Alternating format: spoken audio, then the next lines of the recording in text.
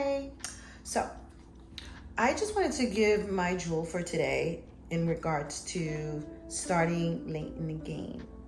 Um, as I stated before in my other videos, I started in my early 20s.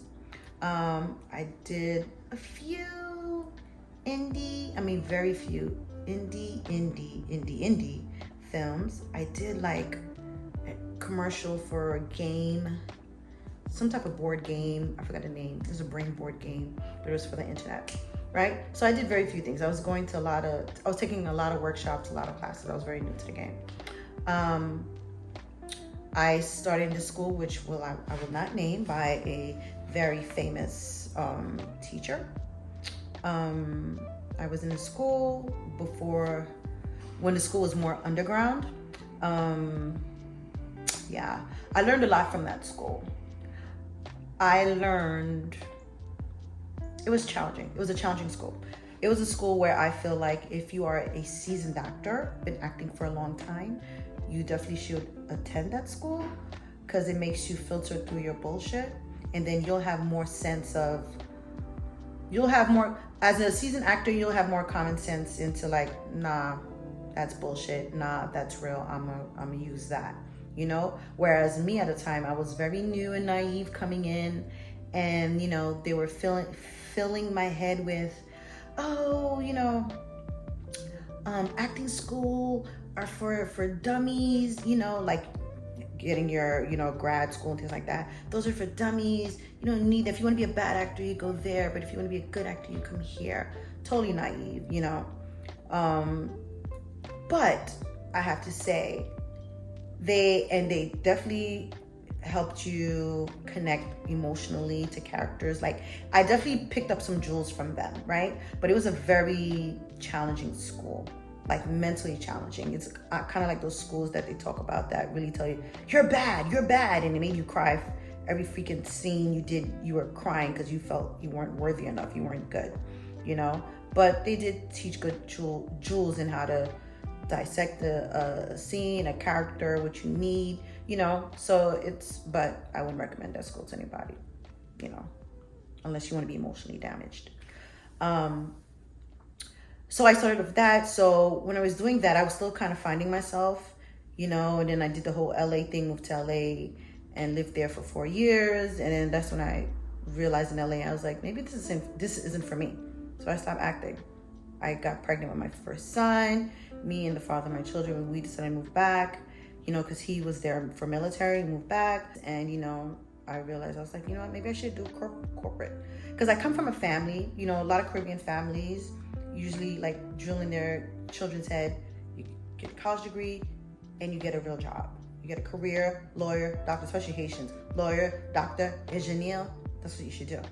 So I followed that blueprint. I was like, okay, I went to college, graduated, gave my mother the degree, like, here, this is what you wanted, because not really what I wanted. Did the whole thing.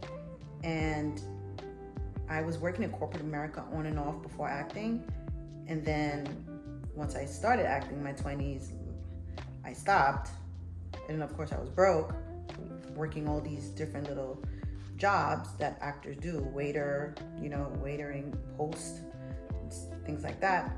And then once I was in California, and I realized quickly within my 4 years, like, maybe this ain't for me. Because I was going into auditions, everybody was looking like me. It was extremely hard to even get seen, by any agents or managers, because at the time I didn't know about one-on-one or things like that, any of these. And there was a lot of scamming. Like, oh, if you do this, you'll get this. A lot of quick becomes union scamming and stuff, which I got caught in. But thank God I never went through with it. But it was just like a lot of things going on. So California left a bad taste in my mouth in regards to acting. In regards to living, I enjoyed it. But as an actor, I hated it. So like I said, once I got pregnant, I realized, maybe I should go to corporate America. That's what I'm supposed to do because I'm broke. I need to make money. Maybe I should do that. So when we moved back to New York, I started working in corporate America again. I worked at Sony for a little while. And just, I guess, doing the life thing. I had my son, living with my partner, He's working, I'm working, but I was miserable. And it took all the way up to my 30s, mid 30s, when I realized, I missed acting. I mean, I always missed acting, but I talked myself out of it. I was like, I maybe it's not meant for me. Because I felt I was in the state of mind where I felt like I literally had to be related to the producer or director or executive to even get anything. Because I wasn't getting anything. I was auditioning here and there on my own. Not here and there, I was auditioning a lot, but I was getting, student stuff, student films, little theaters here and there, like not appreciating what I was getting. And it was like really rough. So I felt like, I was like, damn, to make it here, I gotta be, Spike Lee's daughter or something to get something, to get anything. That's the mindset I was thinking. But like I said, one day I was working at Sony, and I felt like I had like a midlife crisis breakdown. I didn't want to do it anymore. I didn't want to work corporate America. I didn't want to be behind the scenes, because I convinced myself maybe I should be behind the scenes. I was doing marketing, PR. I was like, maybe I should be behind the scenes. And I quickly found out, being behind the scenes, I wanted to be in front of the camera, not behind, So, but I told myself this time, I'm going to do it my way, do it what I felt was right. So I decided to go into a conservatory, right? So I applied to all these different schools, NYU, Stella Adler, I didn't do Columbia, Juilliard, I don't know why I can't say Juilliard, and a few other schools. So, I was researching what I need to do, what monologues I need to learn, whatever, Shakespeare and stuff. As soon as I saw Shakespeare, I was like, because I was deathly afraid of Shakespeare. I just didn't understand it. I felt like Shakespeare didn't speak my language, didn't speak Black, There's all this, I felt like I had to be English to know Shakespeare and speak the tongue and blah, blah, blah. Bullshit, you know what I'm saying? So I was definitely intimidated by Shakespeare, but I pushed through. I did the monologue, studied, whatever, memorized my shit. And I did all the auditions. And like I said, I'm in my mid 30s, okay? Which is like, technically you should be giving up acting if you didn't make it by then. Like 30s is like, what are we doing here? Especially for a woman. Men, maybe not so much, but a woman is like, dude, you're past your prime, But I'm just like, fuck it, I'm gonna do it.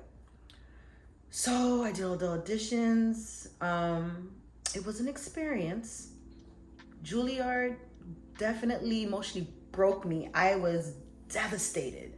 Like, I did the audition. I was like mentally prepared. I'm thinking about what I learned from that school that I went, in my early 20s. I, took some of the good jewels, and I'm like preparing myself emotionally. I'm not focused and everything. And I go in there, and I felt like I gave the best audition ever. I mean, I was boo-hooing, crying, everything. I was hitting my points, And then, of course, I don't know if for Juilliard auditions, I'm sure you guys know how it goes, my fellow actors. At the end of the audition, they put the list, of who's gonna go to the next round. And of course, I wasn't on that damn list. And I was boo-hoo crying. Like, I didn't see my name. I got on the train, and you could have sworn my dog died. I was crying, boo-hooing, people on the train looking at me like, what's wrong with this girl? You all right? So I just felt like a failure. You know what I'm saying? And the next day I had to do NYU. This was during a blizzard. I think a blizzard was coming, and the NYU audition was still going on. But my brain was so stuck on Juilliard in my experience. My NYU audition was bleh. Like, once I was done, the lady was like, thanks. I'm like, thanks. Still in my feelings about Juilliard. But I say that to say, after that, I believe I had a week, and I went into Stella, and I busted out. And you know what? Stella Adler was the perfect fit for me. I'm so grateful and happy that I got accepted to that school. And I did the 3-year conservatory. And it was hard because my partner was looking at me like, boo, what are we doing here? We have a child here. You can't work, because when you're doing a conservatory, you cannot work. And I couldn't work at night because my little ones, was going to school.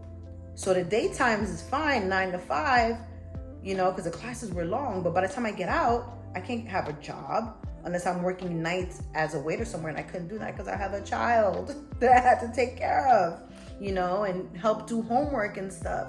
So, I mean, for my partner, bless his heart, he was, you know, he was very patient with me. You know, everyone was very patient with me. I mean, my friends were, you know, majority of them were supportive. I mean, at the end of the day, all my friends were supportive, but I did have a few friends who were like, what? What are you doing? Farrah, go back to Sony. Go get a job. What are you doing here? You can't do this. You know, you're going into a business where they have to pick you. It don't matter how good or bad you are. If they don't pick you, you don't do it. You don't get it. You don't get it to play, blah, blah, blah. But I was just like, I'm going to do it. I am going to fucking do it. And I did it. I did a 3-year conservatory. Just stepping back, Stella Adler gave me more than I could ever ask for. I got to meet, I was in a great class. All my classmates were fucking fire, busting it out. We were always told, we are the best, we are the best, we are the best. And we were fucking awesome. You know what I'm saying? Like, we busted out. Our class was fucking dope.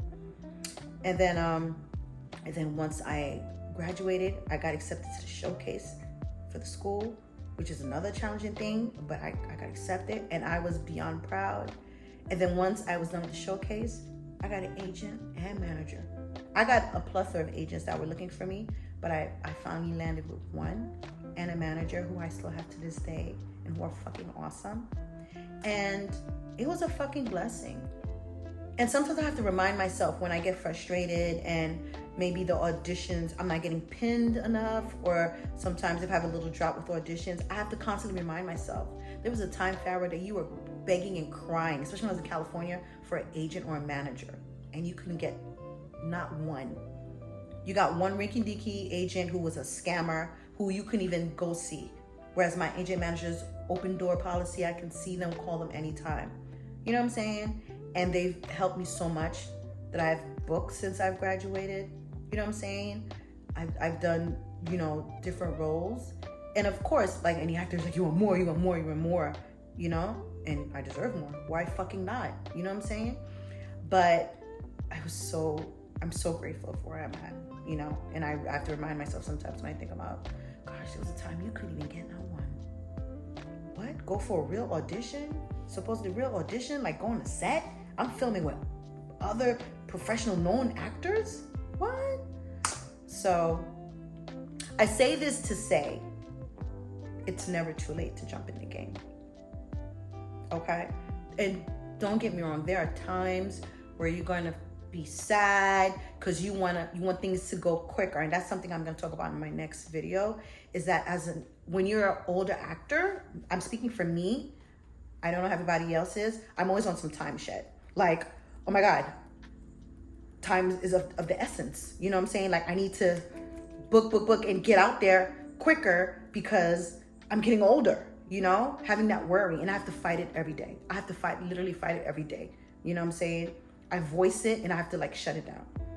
Cause you think like, oh my God, I'm trying to hold on to my youth. I'm trying to hold on. Thank God I don't look as old as I am, but it's slow. They're slowly, you know, merging. Like I'm starting to look my age now. What? You know what I'm saying? All this stupid shit. The videotape that runs in your head, you know, you have to fight it. You have to block it out.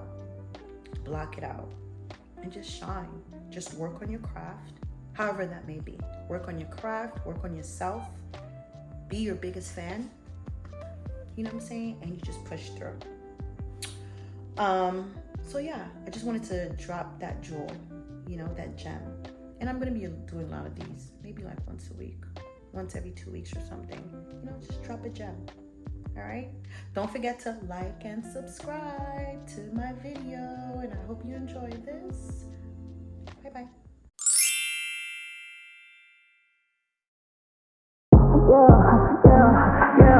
Yeah. She asked me